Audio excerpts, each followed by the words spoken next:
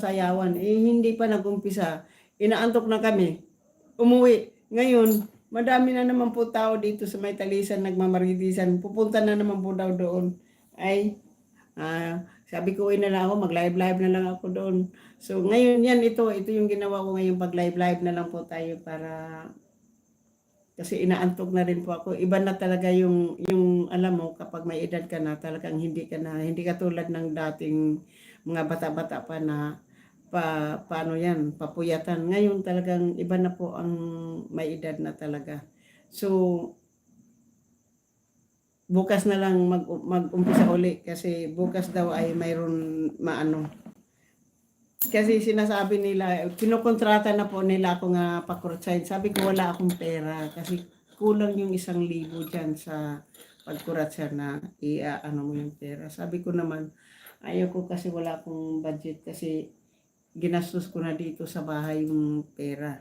Yun ang sinabi ko dito sa kanila. Kasi ayaw ko talaga pong, hindi po ako marunong kumuratsa. Marunong akong magsayo-sayaw kasi siyempre yung sa tugtog, diba?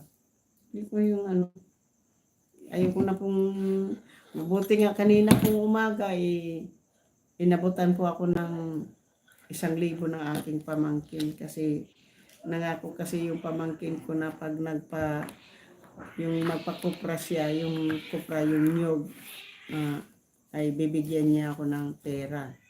Kaya binigyan niya ako ng pera, kaya lang malaki-laki pa sana yun kung hindi lang na-aksidente yung kanyang stepson.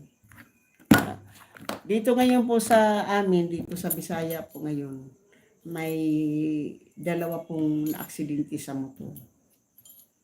Nagdadrive po ng lasing. Kaya ngayon, nasa hospital ngayon.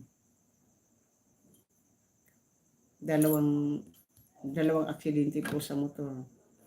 Dahil nagdadrive ng lasing, di nahulog sa bangin, mabuti hindi siya namatay. Yung isa naman, nahulog sa motor.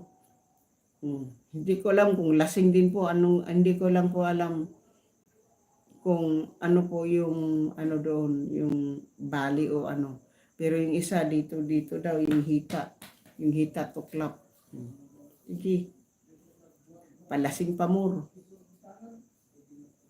Marami nang nadisgrasya dito. 2 kaagad dito sa loob ng 2 araw, 2 tao din nadisgrasya dito po sa amin.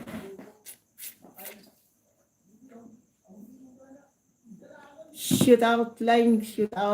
Solid Arbor, Miguel of shoot out. Maraming salamat, Solid. Ito na po yung kay Abin TV.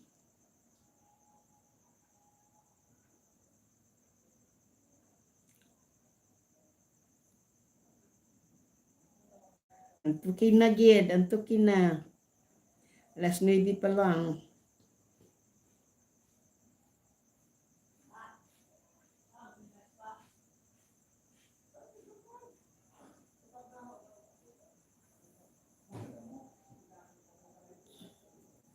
Dito po tayo kay Solid Harbor.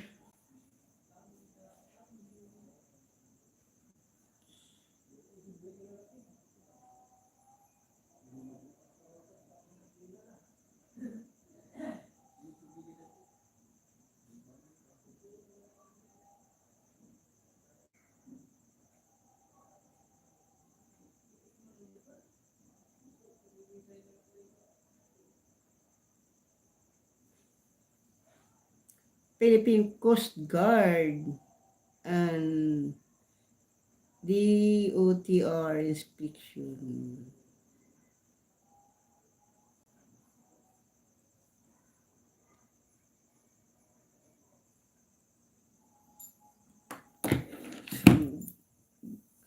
Maraming salamat sa mga nakatambay po dyan sa aking mga silent viewers. Kayo po ang nagbibigay po ng malaking views po sa akin kung nagla-live po ako kapag kasi nandyan po kayo, hindi man kayo nagko-comment, hindi man kayo pero malaking tulong po yan sa akin. Maraming salamat. Kaya papasalamat ako sa inyo ng lubos-lubos ko pong pasasalamat kayong lahat. Lalong-lalo na si Solid Harbor.